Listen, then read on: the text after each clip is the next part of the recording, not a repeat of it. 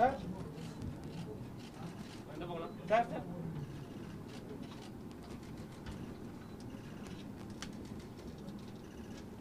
சந்தோஷம்.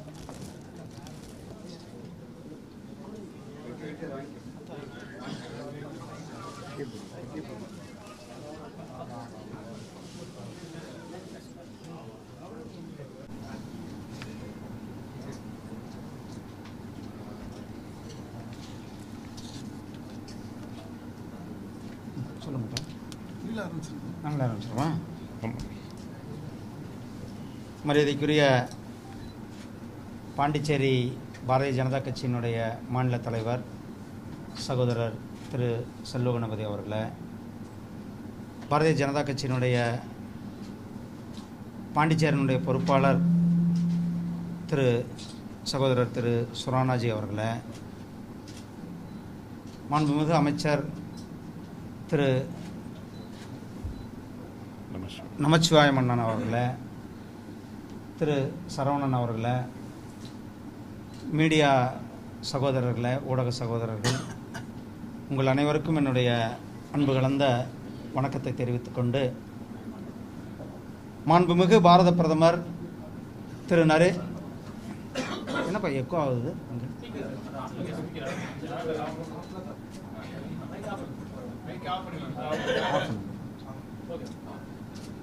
மாண்புமிகு இன்னும் எக்கோ ஆகுதுப்பா, இது ஆஃப் பண்ணுங்க.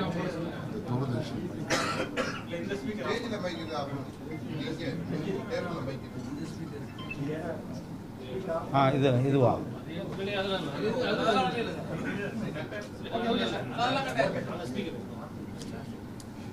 மாண்புமிகு பாரத பிரதமர் மரியாதைக்குரிய திரு நரேந்திர மோடிஜி அவர்களுடைய வரலாற்று சிறப்புமிக்க 3வது முறை ஆட்சி. இந்த 3வது முறை வரலாற்று சிறப்புமிக்க ஆட்சியில் நேற்றைக்கு மேலும் ஒரு மகுடமாக தலைநகர் டெல்லியில் பாரதிய ஜனதா கட்சி ஒரு மாபெரும் வெற்றியை பெற்றிருக்கிறது. மாண்புமிகு பிரதமர் திரு நரேந்திர மோடிஜி அவர்களுடைய விக்சித் பாரத், வளர்ச்சியடைந்த பாரதத்தினுடைய மக்கள் நல திட்டங்களை செயல்படுத்துகின்ற அந்த திட்டங்களுக்கு அங்கீகரிக்கின்ற விதமாக டெல்லியில் ஒரு மிகப்பெரிய ஒரு வரலாற்று சிறப்புமிக்க வெற்றியை பெற்றிருக்கிறோம். கெஜ்ரிவால் அவர்களுடைய ஊழல் ஆட்சி, ஒரு ஆணவம், ஒரு திமிர் பிடித்த ஒரு ஆட்சியானது தூக்கி எறியப்பட்டிருக்கிறது.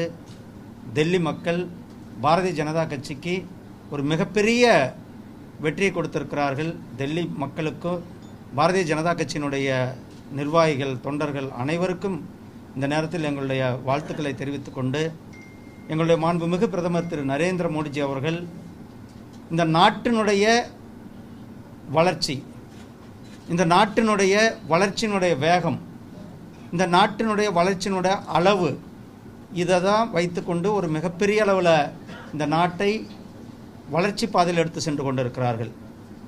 கடந்த 10 ஆண்டுகளில் இந்த நாட்டினுடைய வளர்ச்சி வீதம், அதாவது இங்கிலாந்தை பின்தள்ளிவிட்டு மிகப்பெரிய வளர்ச்சியடைந்த பொருளாதார நாடுகளில் 5வது இடத்துல நாம் இன்றைக்கு முன்னேறி இருக்கின்றோம். 2014 நாம் இருந்தது 11வது இடம். இன்றைக்கு வித்தின் 10 வருஷத்தில் நாம் 6 இடங்கள் முன்னேறி, அதுவும் இங்கிலாந்தை கூட பின்தள்ளிவிட்டு நம்மளுடைய நாடு மிகப்பெரிய வளர்ந்து வருகின்ற பொருளாதாரத்தில் 5வது நாடாக இருந்து கொண்டிருக்கின்றோம். 2027 நாம் 3வது மிகப்பெரிய பொருளாதார நாடாக ஒரு இலக்கு வைத்து நம்மளுடைய ஆட்சியானது அதற்கான வேலைகளை நாம் தொடர்ந்து செய்து கொண்டிருக்கின்றோம். இப்படிப்பட்ட இந்த நேரத்தில் 2047 நம்மளுடைய இலக்கு விஸ்வகுரு, உலகத்தில் மிகப்பெரிய நாடாக, வளர்ச்சியடைந்த பாரதமாக நம்மளுடைய நாடு இருக்க வேண்டும். அதற்காக நாம் அனைவரும் அடுத்த ஸ்டெப் எடுத்து வைத்திருக்கிறோம். அதனுடைய ஒரு ஸ்டெப்பாக இந்த 2025 2026 பட்ஜெட் ஒரு தலைசிறந்த பட்ஜெட். நாம் 2047 இந்த நாடு மிகப்பெரிய ஒரு வளர்ச்சியடைந்த நாடாக இருக்கும். அதற்கான நாம் என்ன ஒரு மிகப்பெரிய விஷன், அடுத்த 25 ஆண்டுகள் நமக்கு இந்த நாட்டினுடைய வளர்ச்சியில் மிக முக்கியமான நாட்களாக இருக்கிறது. அடுத்த 25 ஆண்டுகள் நாம் எந்த விதத்தில் பிரயாணிக்க போகிறோம், அடுத்த 25 ஆண்டுகள் எதை நோக்கி நாம் பிரயாணிக்க போகிறோம், அடுத்த 25 ஆண்டுகளில் நம்மளுடைய இலக்கு, அதை நோக்கி நம்மளுடைய இந்த பட்ஜெட்டானது மிக சிறப்பாக நம் பட்ஜெட்டை நம்மளுடைய மரியாதைக்குரிய நிதியமைச்சர் மாண்புமிகு திருமதி நிர்மலா சீதாராமன் அவர்கள் தாக்கல் செய்திருக்கிறார்கள். அந்த பட்ஜெட்டினுடைய மிகப்பெரிய ஒரு இம்பேக்ட் அனைவரையும் உள்ளடக்கியது. நாம் விக்சித் பாரத்தை பேசுகிறோம். 2047 ஒரு வளர்ச்சியடைந்த நாடாக இருக்கணும்னா நாம் இன்றைக்கி பார்க்குறோம், மிகப்பெரிய நம்மளுடைய பாண்டிச்சேரியில் கூட இன்றைக்கு விமான நிலையம் வந்திருக்கிறது. அதே போல் மிகப்பெரிய அளவில் இன்ஃப்ராஸ்ட்ரக்சர் டெவலப்மெண்ட் பண்ணிட்டு கொண்டு இருக்கின்றோம். அதே நேரத்தில் அனைத்து மக்களையும், சப்கா சாத் சப்கா விகாஸ்னா அனைவருடைய வளர்ச்சி, அனைவரும் இணைந்து நம்மளுடைய பிரதமருடைய இலக்கோடு நாம் அனைவரையும் உள்ளடக்கிய ஒரு மிகப்பெரிய பட்ஜெட்டாக இந்த பட்ஜெட் தாக்கல் செய்யப்பட்டிருக்கிறது. இந்த பட்ஜெட் ஒரு மிகப்பெரிய வரலாற்று சிறப்பு மிக்க பட்ஜெட்டாக அமைந்திருக்கிறது. இந்த பட்ஜெட்டினுடைய மிக முக்கியமான நோக்கம் ஜீரோ பாவர்ட்டியை நம்மளுடைய 2047 பாவர்ட்டியே இருக்கக்கூடாது என்பது.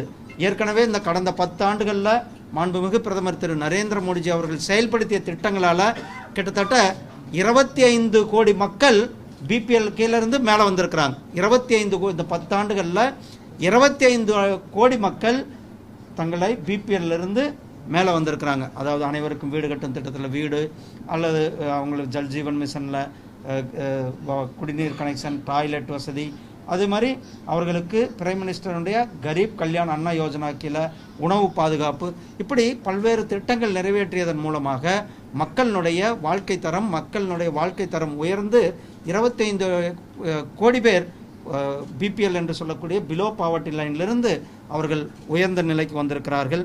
அதை நோக்கி இந்த ஜீரோ பாவர்ட்டியை நோக்கி நம்மளுடைய அரசாங்கம் இந்த பட்ஜெட்டை தாக்கல் செய்து கொண்டிருக்கிறது. அதே போல் ஸ்கூல் எஜுகேஷனில் 100% குவாலிட்டி எஜுகேஷன் உறுதி செய்யப்பட வேண்டும் என்பது, 100% தரமான பள்ளி கல்வியை கொடுக்க வேண்டும் என்ற இந்த பட்ஜெட். அதே போல் இந்த பட்ஜெட்டினுடைய அஃபோர்டபுள், அதாவது அனைவரும்க்கு ஏற்றவாறு சுகாதார வசதிகள் ஏற்படுத்தி கொடுக்க வேண்டும் என்ற இந்த நோக்கத்துடன் இந்த பட்ஜெட். அதே போல் நம்மளிடத்தில் ஒரு மிகப்பெரிய மேன் பவர், இன்றைக்கி உலகத்திலேயே அதிகமான மேன் பவர் இருக்கிற நாடு நம்மளுடைய பாரத நாடு. கிட்டத்தட்ட 140 கோடி மக்கள் தொகை இருக்கிற நாடு, அதிகமான இளைஞர்கள் இருக்கிற நாடு. இதில் இந்த இளைஞர்களை ஸ்கில்டு மேன் பவராக, ஏன்னா இன்றைக்கி நம்ம உலகம் முழுவதும் பார்க்குறோம், இந்தியாவினுடைய மேன் பவர் தான் இன்றைக்கி உலகத்தையே ஆண்டு கொண்டு இருக்கிறார்கள். அந்த மேன் பவரை இன்னும் நாம் பட்டத்தீட்டிய மேன் பவராக நம்மளுடைய இளைஞர்களை ஸ்கில்டு மேன் பவர்களாக உருவாக்க வேண்டும் என்பது லேபர் தொழில். இன்றைக்கி பார்க்குறோம், கேரளாவிலிருந்து நர்சிங் கேர், இது உலகம் முழுவதும் இன்றைக்கி போய் கொண்டு இருக்கிறார்கள். தமிழ்நாட்டிலிருந்து இன்றைக்கி உலகம் முழுவதும் நம்மளுடைய ஸ்கில்டு எம்ப்ளாயீஸ் லேபர்கள் போய் கொண்டு இருக்கிறார்கள். அதை இன்னும் ஊக்குவிக்கப்படும் விதமாக 100% ஸ்கில்டு மேன் பவரை உருவாக்குவது, எம்ப்ளாய்மெண்ட் வேலைவாய்ப்போடு ஸ்கில்லோடு வேலைவாய்ப்பு உருவாக்குவது இந்த பட்ஜெட்டினுடைய மிகப்பெரிய நோக்கம். அதே போல் விமன் எம்பவர்மெண்ட், நம்ம எல்லாம் இப்போது கடந்த 10 ஆண்டுகளில் வரலாற்று சிறப்பு மிக்க ஒரு சட்டத்தை கூட கொண்டு வந்தார் நம்மளுடைய மாண்புமிகு பிரதமர். என்னென்னா பாராளுமன்றத்திலையும் சட்டமன்றத்திலும் 33% இடஒதுக்கீடு சட்டத்தை கொண்டு வந்தார்கள். அதே போல் நாரி சக்தி என்று சொல்லக்கூடிய மகளிர் மேம்பாட்டுக்காக அனைவருக்கும் வீடு கட்டும் திட்டத்தில் கூட அந்த வீட்டினுடைய பட்டா மகளிர் பேரில் தான் நம்ம கொடுத்துருக்குறோம். அதே மாதிரி ட்ரோன் தீதி, மகளிருக்கு செல்ஃப் ஹெல்ப் குரூப்புகள் மூலியமாக வேலைவாய்ப்பு, சுயமாக அவர்கள் இருக்க வேண்டும் என்பதற்காக, அதுபோல் 70% முத்ரா லோன், இப்படி நிறைய சொல்லி கொண்டு போகலாம். 70% மகளிர் மேம்பாட்டிற்கு அவர்களை உயர்த்துவது இதனுடைய இந்த பட்ஜெட்டினுடைய நோக்கமாக இருக்கிறது. 2025-26 பட்ஜெட்டினுடைய நோக்கமாக இருக்கிறது.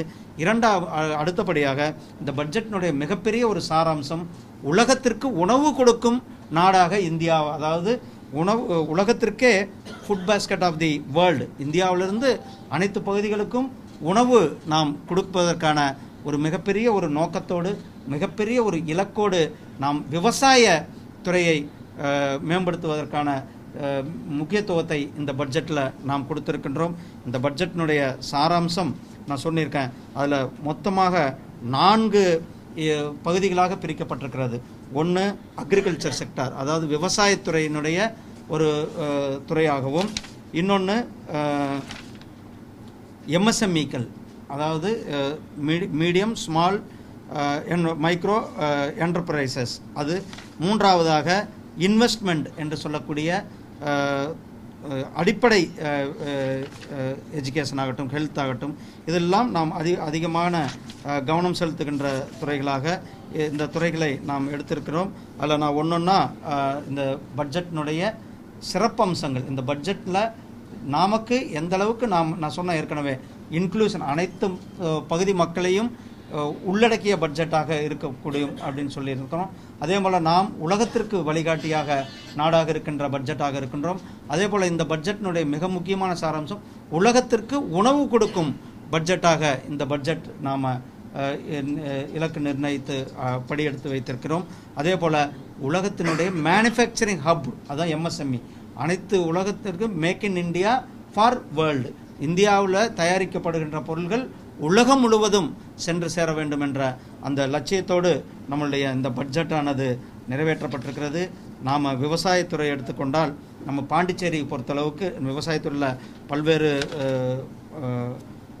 துறைகளில் இந்த விவசாயத்தை போற்றும் விதமாக 100 டிஸ்ட்ரிக்ட்களை தேர்ந்தெடுக்கப்பட்டு, அந்த 100 டிஸ்ட்ரிக்ட்களில் அதிகமான, அதாவது குறிப்பாக ஆஸ்பிரேஷன் டிஸ்ட்ரிக்ட்கள் எல்லாம் இந்த அதிகமான விவசாயத்தை விவசாயிகள் பயன்பெறும் விதமாக இரட்டிப்பாக்கின்ற பயிர்கள் அல்லது அவர்களுடைய உற்பத்தியானது இரட்டிப்பாக்குவதற்கான ஒரு மிகப்பெரிய ஒரு திட்டத்தையும், அதே போல் தண்ணி ஹார்வெஸ்ட், போஸ்ட் ஹார்வெஸ்ட், ஸ்டோரேஜ், இது மாதிரி அனைத்து வசதிகளையும் உள்ளடக்கின்ற ஒரு மிகப்பெரிய ஒரு விவசாயத்தில் கொண்டு வரும். ரெண்டாவது, உங்களுக்கு தெரியும், ஃபிஷரிஸ், நம்மளுடைய பாண்டிச்சேரி, நம்ம தமிழ்நாடு, இந்த கோஸ்டல் பகுதியெல்லாம் மீன் வளத்தை நம்பியிருக்கின்ற இந்த அதிகமாக இருக்குது. அதிகமாக உலகத்திலேயே 2வது நாடாக நம்மளுடைய நாடு இருக்கிறது. அதாவது எக்ஸ்போர்ட்டில் மீன் பொருள்கள், அதே போல் இந்த மெரைன் அக்வாகல்ச்சர் என்று சொல்லக்கூடிய நம்ம இறால் பண்ணை, இறால் ஏற்றுமதியில் உலகத்திலேயே நாம் 2வது இடத்துல இருக்கிறோம். கிட்டத்தட்ட 60,000 கோடி ரூபாய்க்கு ஆன இதனுடைய எக்ஸ்போர்ட் நாம் பண்ணி கொண்டிருக்கின்றோம்.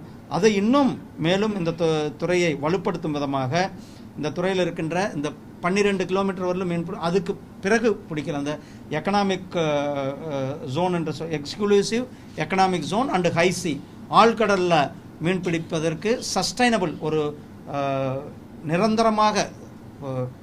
நிரந்தரமாக நமக்கு மீன் வளத்தை பெருக்கும் விதமாக ஒரு மிகப்பெரிய ஒரு திட்டத்தை கொண்டு வரப்படும். அதே மாதிரி அந்தமான் நிக்கோபார் மற்றும் லட்சத்தீவுகளில் இன்னும் அதிகமான இந்த ஆழ்கடல் மீன் பிடிப்பை ஊக்குவதற்கான திட்டங்களை கொண்டு வரப்படும் என்ற ஒரு அறிவிப்பை இது கொடுக்கப்பட்டிருக்கிறது. அதே போல் விவசாயிகளுக்கு, மீனவர்களுக்கு, பால் துறையில் தங்களை ஈடுபடுத்தி கொண்டிருக்கிறவர்களுக்கு ஏற்கனவே நம்முடைய மாண்புமிகு பிரதமர் திரு நரேந்திர மோடிஜி அவர்கள் கிசான் கிரெடிட் கார்டு என்று சொல்லக்கூடிய விவசாயிகளுக்கான கடன் அட்டை 3 லட்சம் ரூபாய் வரலும் நம்ம அவர்களுக்கு எந்தவித கேரண்டி இல்லாமல் அவங்க மீனவராக பதிவு இருந்தால் போதும், அந்த மீனவருக்கு 3 லட்சம் ரூபாய் கிசான் கிரெடிட் கார்டு திட்டத்தை நம்ம நடைமுறைப்படுத்தி கொண்டு இருக்கின்றோம். அது இந்த பட்ஜெட்டில் 2025-26 பட்ஜெட்டில் 5 லட்சம் ரூபாயாக நம்மளுடைய மாண்புமிகு பிரதமர் திரு நரேந்திர மோடிஜி அவர்கள் உயர்த்தி கொடுத்திருக்கிறார்கள். மீனவர்கள் பயன்பெறும் விதமாக, அதே மாதிரி சின்ன சின்ன மாடு வச்சு பால் கறக்கிறவங்க, அவர்களுக்கெல்லாம் பயன்பெறும் விதமாக இந்த கிசான் கிரெடிட் கார்டு என்று சொல்லக்கூடிய விவசாயிகளுடைய கடன் அட்டை மீனவர்களுக்கும் பால் துறையில் இருப்பவர்களுக்கும் அதே மாதிரி விவசாயிகளுக்கும் பயன்பெறக்கூடிய அந்த திட்டத்தை நம்முடைய மாண்புமிகு பிரதமர் திரு நரேந்திர மோடிஜி அவர்கள் நமக்கு கொடுத்திருக்கிறார்கள். அதே போல் விவசாயத்துறையில் இன்னும் ஒரு மிகப்பெரிய ஒரு இதுன்னா, நம்மளுடைய காட்டன், நம்மளுக்கு நாட்டினுடைய பருத்தியினுடைய உற்பத்தியானது பெருக்க வேண்டும். நமக்கு இன்றைக்கு தேவை அதிகமாக இருக்கிறது. உலகளவில் இன்றைக்கி இந்தியாவினுடைய டெக்ஸ்டைல் துறையில் நாம் மீனவ துறையில் நம்ம உலகளவில் 2வது எக்ஸ்போர்ட்டாக இருக்கிறோமோ, அதே போல் டெக்ஸ்டைலை பொறுத்தளவுக்கு இன்றைக்கு மிகப்பெரிய ஒரு எக்ஸ்போர்ட்டராக நாம் இருந்து கொண்டிருக்கின்றோம். அந்த இன்னும் காட்டனுடைய தேவையை பூர்த்தி செய்யும் விதமாக டெக்ஸ்டைல், அதாவது ட்ரெடிஷ்னல்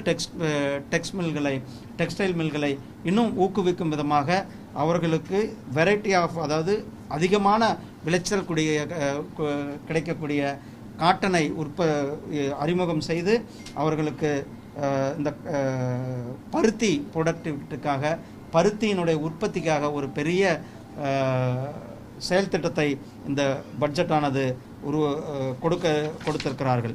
அதே போல் சகோதரர்களே, அடுத்து விவசாயத்துறைக்கு அடுத்து ஏற்கனவே உங்களுக்கு தெரியும் விவசாயத்துறையில் எவ்வளோ பெரிய இந்த 10 ஆண்டுகளில் விவசாயிகளுக்கு விவசாய சன்மான் நிதி, விவசாயிகளை ஊக்குவித சின்ன சின்ன விவசாயிகளுக்கு வருடத்திற்கு 6000 ரூபாய் நேரடியாக அவருடைய வங்கி கணக்கிலேயே கொடுக்குறோம். அதே போல் விவசாயிகளுக்கு யூரியாவுக்கான மானியத்தை கொடுத்து கொண்டு இருக்கிறோம். இதுபோல் இன்னும் விவசாயிகளை ஊக்குவிக்கும் திட்டங்களை செயல்படுத்தி கொண்டு இருக்கின்றோம். அதே நேரத்தில் கூட்டுறவுத்துறைகளை அதிகமாக, அது குறிப்பாக மீனவர்கள் அதிகமான இருக்கின்ற பகுதிகள், விவசாயிகளை கூட்டுறவு சங்கங்கள் மூலியமாக அவர்களை ஒருங்கிணைப்பதன் மூலமாக நேஷனல் NCDC என்று சொல்லக்கூடிய அமைப்பு மூலமாக இன்னும் அதிகமான லெண்டிங் வசதிகள், அதாவது கடன் பெறுகின்ற வசதிகளை கொடுக்கக்கூடும் என்ற அந்த மிகப்பெரிய ஒரு திட்டத்தையும் நமக்காக அறிவித்திருக்கிறார்கள்.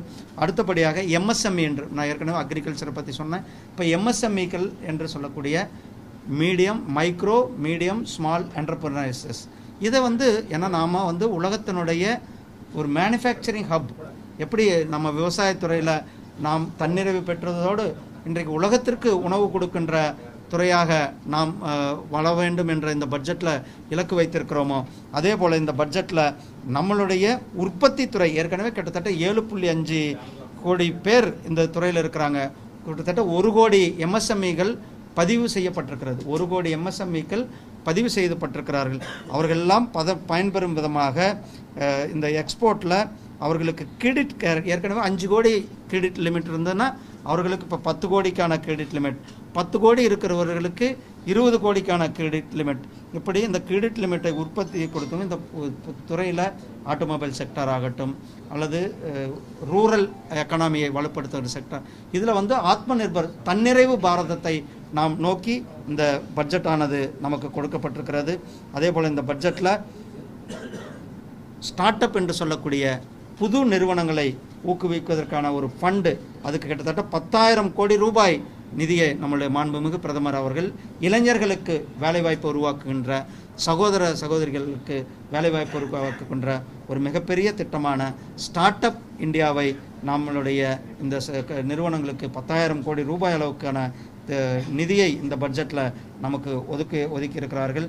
அதே போல் லேபர் செக்டர், தொழிலாளர்களுடைய துறையில் பொறுத்தளவுக்கு அவர்களை ஊக்குவிக்கும் விதமாக நம்மளுடைய இந்தியாவில் இன்னும் நம்மளுடைய தேவைகள் அதிகமாக இருக்கிறது. அதே போல் எக்ஸ்போர்ட்டும் நம்ம செய்யணுன்ட்டு லெதர் அண்டு அலைட் லெதர் இல்லாத பொருட்களை ஊக்குவிக்கும் விதமாக கிட்டத்தட்ட 4 லட்சம் கோடி ரூபாய் அளவுக்கு எக்ஸ்போர்ட்டுக்கான நிர்ணயிக்கப்பட்டு இது மூலியமாக கிட்டத்தட்ட 22 லட்சம் பேருக்கு வேலைவாய்ப்பு கொடுக்கப்படும் என்ற அந்த திட்டத்தையும் நிர்வாகி. அதே போல் அடுத்த ஒரு மிகப்பெரிய முக்கியமானது டாய் செக்டார், அதாவது பொம்மைகளை உலகளவில் ஏற்கனவே பொம்மைகள்லாம் நாம் நம்ம நாட்டில் இறக்குமதி செய்யப்பட்டிருந்தது, அதையெல்லாம் நிறுத்தி இன்றைக்கு நம்மளுடைய ரூரல் எக்கனாமியை குறிப்பாக கிராமப்புற பொருளாதாரத்தை ஊக்குவிக்கும் விதமாக இந்த டாய் என்று சொல்லக்கூடிய பொம்மைகளினுடைய ஹப்பு இந்தியா உருவாக வேண்டும்.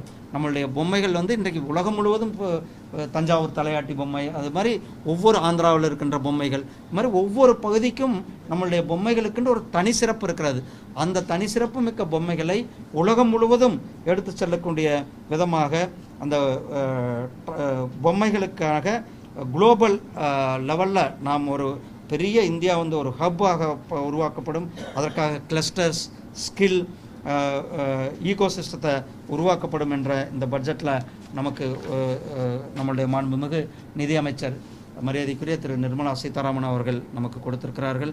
அதுக்கடுத்தது 3வது என்ஜினாக இன்வெஸ்ட்மெண்ட், அதாவது நாம் எதில் இன்றைக்கு நம்மளுடைய அடிப்படை தேவைகளை உருவாக்க வேண்டும் என்ற மிக முக்கியமான இன்வெஸ்ட்மெண்ட். அதில் சுகாதாரத்தில், அதாவது அங்கன்வாடி மையங்களில் நமக்கு நியூட்ரிஷியஸ் சிறந்த நியூட்ரிஷியஸ் ஃபுட்டுகள் வேண்டும் என்பது கிட்டத்தட்ட 8 கோடி குழந்தைகளுக்கும் 1 கோடி தாய்மார்களும் பயன்பெறும் விதமாக அங்கன்வாடி மூலியமாக boson Saksham anganwadi and boson 2.0 என்ற அந்த ப்ரோக்ராமை இன்னும் அனைத்து ஆஸ்பிரேஷன் டிஸ்ட்ரிக்ட்லேயும் உருவாக்கப்படும்.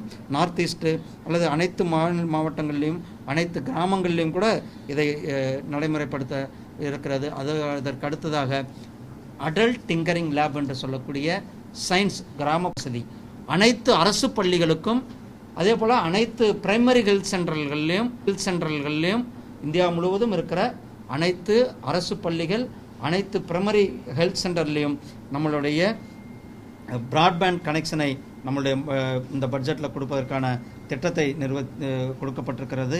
இந்த பட்ஜெட்டில் கொடுப்பதற்கான திட்டத்தை கொடுக்கப்பட்டிருக்கிறது. அதே போல் இன்னும் கிட்டத்தட்ட 20,000 கோடி ரூபாய் செலவில் இந்த வருட 2033க்குள்ள 5 தனித்தன்மை மிக்க இந்தியாவில் உருவாக்கப்படுகிற இண்டிஜினஸ் டெவலப்மெண்ட் ரியாக்டர்களை நாம் உருவாக்கப்படும் என்று 2047 100 கிகாவாட் மின்சார தேவையை நாம் சொந்தமாக நம்முடைய நாடுகளினுடைய முயற்சியிலேயே உருவாக்க வேண்டும் என்ற நோக்கத்தோடு இந்த திட்டத்தையும் நமக்காக நம்முடைய மாண்புமிகு பிரதமர் அவர்கள் உருவாக்கி இருக்கிறார்கள். அதே போல் உதான் ஸ்கீம் என்று சொல்லக்கூடிய இந்த சின்ன சின்ன ஊருக்கெல்லாம் கூட ஏர்போர்ட் வரணும். ஏற்கனவே நம்மளுடைய பாண்டிச்சேரி, நம்மளுடைய தஞ்சாவூர், நம்மளுடைய வேலூர் இந்த மாதிரி ஊர்களுக்கெல்லாம் கூட இந்த உதான் திட்டத்தில் ஏர்போர்ட்டுகள் வந்திருக்கிறது. அது மாதிரி சின்ன சின்ன ஊர்களுக்கு கூட புதுசாக ஏர்போர்ட்டுகள் ஏற்கனவே 88 ஏர்போர்ட் அது மாதிரி உதாரணங்களை கொடுத்துருக்கோம். இந்த பட்ஜெட்டில் இன்னும் 120 புதிய ஏர்போர்ட்டுகள் சின்ன சின்ன நகரங்களில் பி சிட்டி, சி சிட்டியில், அதே போல் ஹெலிபேடுகள், ஸ்மாலர் சின்ன சின்ன ஏர்போர்ட் ஹெல்பேட் வசதிகள்லாம் உருவாக்கப்படும் என்ற அந்த அறிவிப்பை இதனுடைய பட்ஜெட்டில் கொடுத்துருக்குறாங்க.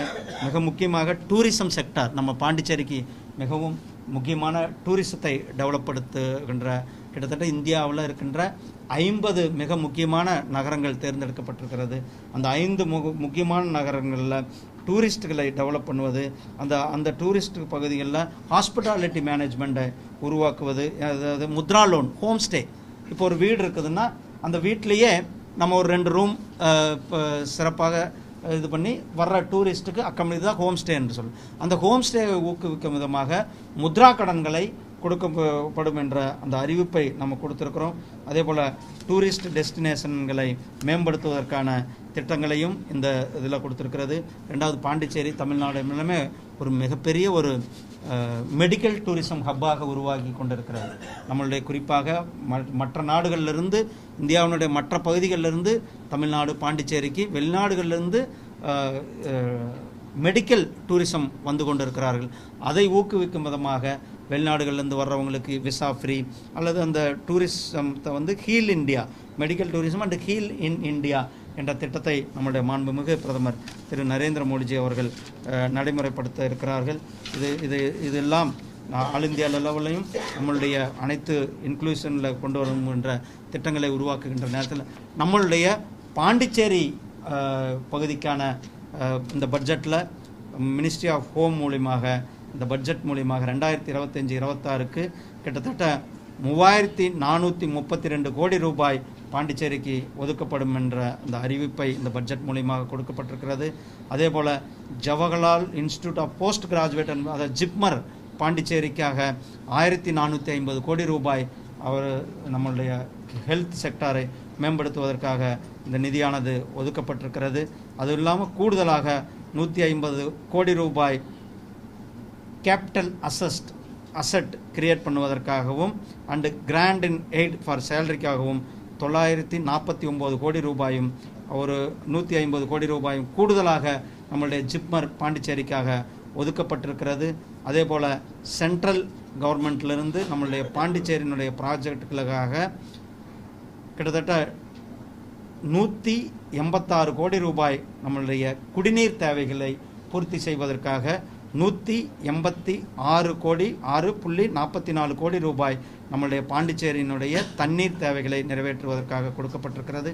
அதே போல் இந்த பட்ஜெட்டில் பாண்டிச்சேரி, காரைக்கால், மாஹி இந்த பகுதிகளுக்கு இருக்கின்ற ரயில்வே நிலையங்களை அமிர்த் பாரத் ரயில்வே திட்டங்கள் மூலியமாக ஏற்கனவே பாண்டிச்சேரியில் வேலை நடந்து கொண்டு இருக்கிறது. இன்னும் அதை வந்து முழுமைப்படுத்துகின்ற விதமாக இந்த திட்டங்களை 4 ஆண்டுகளுக்குள்ளே முடிக்கப்படும் என்ற இந்த இன்ஃப்ராஸ்ட்ரக்சரில் சொல்லியிருக்கிறது. அதே போல் நான் ஏற்கனவே சொன்ன கிசான் கிரெடிட் கார்டு அதில் கிட்டத்தட்ட பாண்டிச்சேரியில் மட்டுமே இந்த மீனவர்கள் அவர்கள் பயன்பெறும் விதமாக 16,000 கிசான் கிரெடிட் கார்டு ஆனது நம்மளுடைய பாண்டிச்சேரி கொடுக்கப்பட்டிருக்கிறது. அதில் அவர்கள் 3 லட்சத்திலிருந்து 5 லட்சம் ரூபாய்க்கான நிதியை இது மூலயமாக பெற முடியும். அதே மாதிரி காட்டன் உற்பத்தியில் நம்மளுடைய பாண்டிச்சேரிக்கு மிகப்பெரிய அளவில் வருமானம் வர இருக்கிறது. அதே போல் பேசிக் கஸ்டம் டியூட்டியானது நம்மளுடைய பாண்டிச்சேரிக்கு பொறுத்தளவுக்கு சப்போர்ட் டெக்ஸ்டைல் இண்டஸ்ட்ரியில் சப்போர்ட் பண்ணும் விதமாக இந்த பாண்டிச்சேரிக்காக கொடுக்கப்பட்டிருக்கிறது. அதே போல் நம்மளுடைய மிக முக்கியமான மிகப்பெரிய ஒரு அனௌன்ஸ்மெண்ட் இந்த பட்ஜெட்டில் என்ன வந்திருக்குன்னா, நடுத்தர மக்கள் நம்ம எல்லாரும் இன்றைக்கி கிட்டத்தட்ட எல்லாரும் கூட 1 லட்சம் ரூபாய் மாதம் சம்பளம் வாங்கினா இனிமேல் வரி கட்ட தேவையில்லை.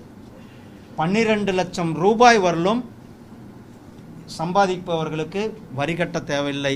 அந்த வரியானது முழுமையாக விலக்களிக்கப்பட்டிருக்கிறது என்ற அந்த ஒரு பட்ஜெட்டானது நமக்கு மிகப்பெரிய ஒரு வரப்பிரசாதமாக இந்த பட்ஜெட்டானது இருக்கிறது. இந்த பட்ஜெட் மிக முக்கியமாக ஆத்ம நிர்பர் பாரத் என்று சொல்லக்கூடிய நம்மளுடைய தன்னிறைவு பாரதம், வளர்ச்சியடைந்த பாரதம் 2047 அதை நோக்கிய ஒரு மிகப்பெரிய பட்ஜெட்டாக இந்த பட்ஜெட் அனைத்து தரப்பு மக்களும் விரும்புகின்ற இந்த பட்ஜெட்டை நம்மளுடைய மாண்புமிகு பாரத பிரதமர் திரு நரேந்திர மோடிஜி அவர்களும் மரியாதைக்குரிய நிதித்துறை அமைச்சர் மரியாதைக்குரிய திருமதி நிர்மலா சீதாராமன் அவர்களும் கொடுத்திருக்கிறார்கள். இந்த பட்ஜெட் இந்தியாவை மிகப்பெரிய ஒரு முன்னேறிய நாடாக எடுத்துச் செல்லுகின்ற பட்ஜெட்டாக இந்த பட்ஜெட்.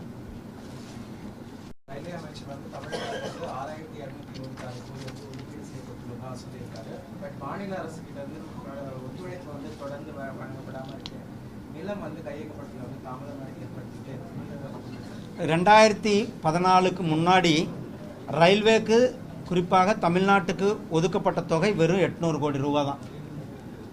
ஆனால் 2014லிருந்து ஒவ்வொரு வருடமும் 6000 கோடி ரூபாய், போன பட்ஜெட்டில் நம்ம 6000 கோடி ரூபாய் நிதி ஒதுக்கியிருந்தோம். புதுசாக 9 ரயில் பாதைகளை கொடுத்துருந்தோம். இந்த பட்ஜெட்லேயும் கிட்டத்தட்ட 6000 கோடி ரூபாய்க்கு ரயில் பாதைகளை கொடுத்துருக்குறோம். சென்னை எழும்பூர் ரயில் நிலையம் கிட்டத்தட்ட 800 கோடி ரூபாய் நிதியில் அந்த ரயில் நிலையமானது மேம்படுத்தப்பட்டிருக்கிறது. கன்னியாகுமரி ரயில் நிலையம், பாம்பன் ரயில் நிலையம், இப்படி நம்மளுடைய பாண்டிச்சேரியினுடைய ரயில் நிலையம், காரைக்கால் ரயில் நிலையம், இதெல்லாம் கூட அமிர்த் பாரத் ரயில் திட்டத்தின் கீழே இது மேம்படுத்தப்படுகின்ற ரயில் நிலையங்களை நாம் செயல்படுத்தி கொண்டிருக்கின்றோம். தமிழ்நாடு அரசாங்கம் முழுமையாக ஒத்துழைப்பு கொடுக்க வேண்டும், நிலங்களை கையகப்படுத்தி சீக்கிரமாக கொடுக்க வேண்டும் என்பதுதான் அவருடைய வேண்டுகோள்.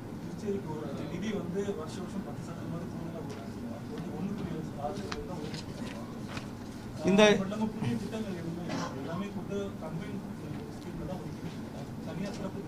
இல்லை சிறப்பு திட்டங்கள் நான் இப்போ சொன்னது எல்லாமே சிறப்பு திட்டங்கள் தான். இது வந்து இங்கே பாருங்கள், இது வந்து அனைத்து மாநிலங்களையும் இது வந்து இன்க்ளூஷன் பட்ஜெட். நாம் வந்து ஒவ்வொரு மாநிலத்தையும் பார்த்து கொடுக்கறதில்ல. இப்போ அனைவருக்கும் வீடு கட்டு திட்டம், ஒரு நிமிஷம் நான் சொல்லிடுறேன், அனைவருக்கும் வீடு கட்டு திட்டம் எல்லா பக்கமும் கொடுக்குறோம். போஷான் அபியான் திட்டம் எல்லா பக்கமும் கொடுக்குறோம்.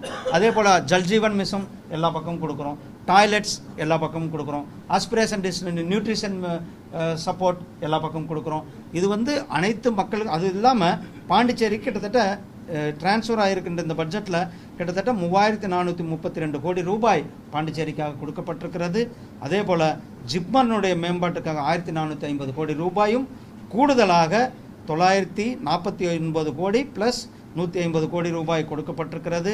தண்ணீரினுடைய தேவைக்காக மட்டுமே பாண்டிச்சேரிக்கு 186 கோடி ரூபாய் புள்ளி 44 கோடி ரூபாய் பாண்டிச்சேரிக்கு ஒதுக்கப்பட்டிருக்கிறது. அதே போல் பாண்டிச்சேரி நான் சொன்ன இந்த பட்ஜெட்டில் இப்போ தானே பட்ஜெட் நம்ம விட்டுருக்கோம், இல்லை ஒரு நிமிஷம், இப்போ தானே பட்ஜெட் நம்ம விட்டுருக்கோம். இந்த பட்ஜெட்டில் செயல் திட்டங்களை கொடுத்துருக்கோம். இதுக்கு பிறகு தான் ஒவ்வொரு டிபார்ட்மெண்ட்டும் என்னென்ன பண்ணணும், எவ்வளோ இது பண்ணணும் அப்படின்றத அவங்க ஒவ்வொன்றுமே அந்தந்த கொடுப்பாங்க. யூடி பொறுத்தளவுக்கு அனைத்து திட்டங்கள்லையுமே உங்களுக்கு தெரியும், சப்சிடைஸ் திட்டம், இது என்னது கிராண்ட் எய்டு திட்டங்கள் எல்லாம் கிட்டத்தட்ட 90% சப்சிடியோட நம்ம திட்டங்களை, இப்போ உதாரணத்துக்கு ஒரு மீனவரனுடைய ப்ரோக்ராமை யூடியில் பண்ணுறோம்னா கிட்டத்தட்ட 90% சப்சிடியோடு நாம் கொடுக்குறோம். மத்திய அரசாங்கம் கொடுத்து கொண்டு இருக்கிறது. அதனால் நாம் தேவையான பட்ஜெட்டை பாண்டிச்சேரிக்கு கொடுத்துருக்குறோம். இன்னும் பாண்டிச்சேரிக்கு எவ்வளோ வேணும்னாலும் பாண்டிச்சேரிக்கு கொடுப்பதற்கு நாம் ஏற்கனவே கொடுத்துட்ருக்கோம், ஒவ்வொரு வருஷமும் கொடுத்துட்ருக்கோம்.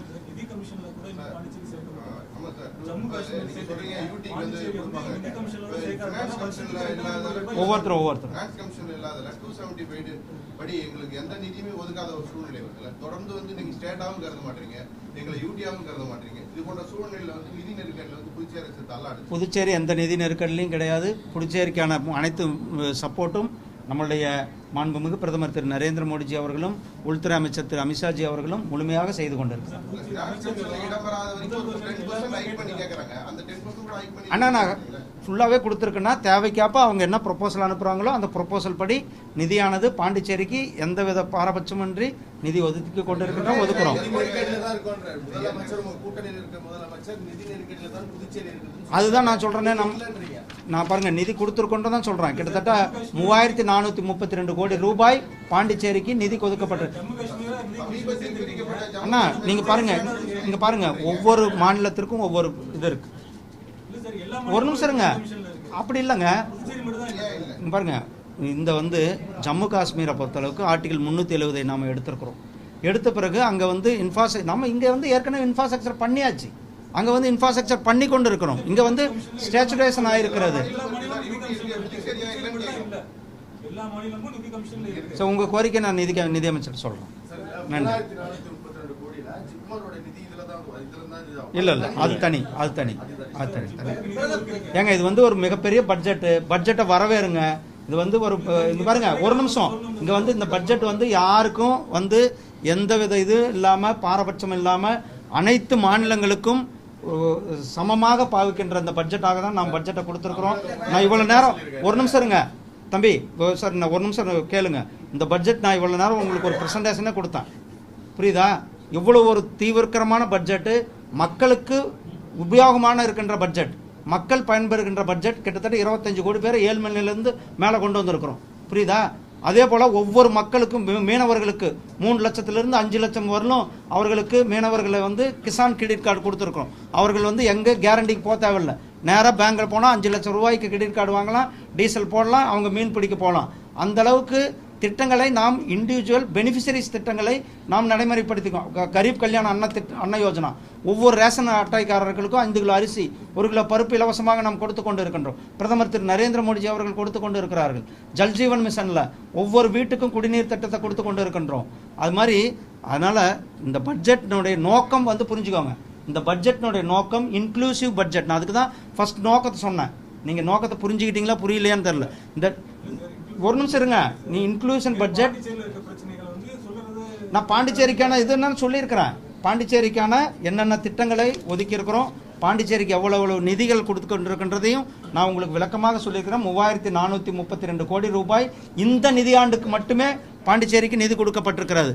அதை தவிர்த்து ஹெல்த் செக்டார், பாண்டிச்சேரி மக்களினுடைய ஹெல்த் செக்டாருக்கு, அதாவது ஹெல்த்தினுடைய அவர்களுடைய ஹெல்த் ஊக்குவிக்கிறதுக்காக மட்டுமே கிட்டத்தட்ட 1400 + 900 + 150 கிட்டத்தட்ட 2500 கோடி ரூபாய்க்கு மேலே இந்த பாண்டிச்சேரியினுடைய ஜிப்மருக்கு மட்டுமே நம்ம நிதி கொடுத்துருக்கிறோம். தண்ணீர் ஒரு நிமிஷங்க, தண்ணீருக்காக பாண்டிச்சேரியில் தண்ணீர் குடிநீர் தேவைக்காக 186 கோடி ரூபாய் பாண்டிச்சேரிக்கு நிதி கொடுத்துருக்குறோம். இன்னும் பாண்டிச்சேரிக்கு தேவைகள் இருக்கும் பட்சத்தில் அது ஆளுநர் அவர்களும், இங்கே இருக்கிற ஆளுநரும் முதலமைச்சர் அவர்களும் மத்திய அரசாங்கத்திற்கு அவர்கள் கொடுக்கின்ற கோரிக்கையை நிச்சயமாக மத்திய அரசாங்கம் நிறைவேற்றி கொடுக்கும். ஆனா இங்க பாருங்க, நான் இங்க பாருங்க தம்பி, இது வந்து ஆர்குமெண்ட் பண்றாங்களா? ஒரு நிமிஷம் தமிழ்நாடு ஸ்டைல்ல உங்ககிட்ட பேச ஆரம்பிச்சிருந்தா அப்புறம் நீங்க ஒரு நிமிஷம் உட்காருப்பா, நீ உட்காருப்பா, ஒரு நிமிஷம் உட்காரு, நீ ஒரு நிமிஷம் உட்காரு சொல்றேன், நீ ஒரு நிமிஷம் உட்காருப்பா. இவ்வளவு பெரிய ஒரு வரலாற்று சிறப்பு மிக்க பட்ஜெட்டை கொடுத்திருக்கிறோம், இவ்வளவு நிதியை கொடுத்திருக்கிறோம், வரவேற்க வேண்டும். கேள்வி இல்ல. 1400 பாருப்பா, 3400 ஆர்கியூமெண்ட் பண்ணக்கூடாது. மற்றவங்க யாருமே கேட்கல, நீ ஒரு ஆள் தான் கேட்க. நீ சன் டிவியா, என்ன டிவி, எந்த நீ ஆர்குமெண்ட் ஒரு நிமிஷம்ப்பா. எந்த மீடியா எல்லாருமே அமைதியா இருக்காங்க, ஒரே ஆள் மட்டும் கேட்டுக்கிட்டே இருந்தா நான் சொல்லிட்டேன். நான் என்ன சொல்லிட்டேன், ஒரு நிமிஷம் இருப்பா. நான் சொன்ன என்ன சொன்னேன், முழுமையா கேட்கணும், முழுமையா கேட்கணும். நான் சொன்னது என்ன சொன்னேன், பாண்டிச்சேரிக்கு தேவையான நிதியை நாங்கள் கொடுத்திருக்கிறோம். இன்னும் பாண்டிச்சேரி அவர்களுக்கு தேவையான என்ன நிதியை அவர்கள் கொடுக்கிறார்களோ அது மத்திய அரசு பரிசீலிக்கும். அவர்களுக்கு தேவையான அனைத்து உதவிகளும் நாம் செய்வோம். நன்றிப்பா, நன்றி. நான் அது தமிழ்நாட்டில் பேசுறேன். தமிழ்நாட்டில் பேசுகிறேன்.